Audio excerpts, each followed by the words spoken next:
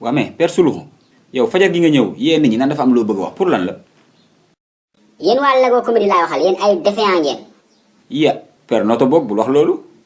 ay défiant ngeen kay yéen événement bu leen arrangé su amee da ngeen may wër pour dékk ma micro su ma duggoon ci pokotaanu gaynde sax ngeen loqati ma. waa mais père yow ban événement moo jotee woowuñu la. booy événement cere yi vendredi la xaw ma samedi booy tam xarit semaine bii la de yéen foo leen nekk. waa mais père yow léegi loo si bëgg yow luñ la war a laaj ci tam xarit bi. mais booy bari na doole ma la si cere ji moo wax ak sénégalais yi booy man je suis expert en cere département céréologie laa nekkoon université Cheikh Anta Diop. booy demal université nga laajte faculté manger et boire nga dugg département céréologie nga laajte Alaaji Suluxu Njaay.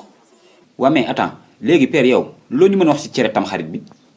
mais bari na booy déjà cere dafa bari ca ute am na cere siim am na cere ñebbe am na cere mbuum am na cere baase mais nag cere siim bi moo ëpp lu ñuy togg tam xarit. moom mooy ànd ak ndawal li mooy am ay carotte ak ay ñambi affaire yooyu moom boo lekkee ba si digg bi sa meew ngay sotti rek jàpp temps di lekk lu neex sax booy cere neex na de yal na yàlla dolli jàmm Sénégal defal ñëpp yokkute ci at bu bees bi.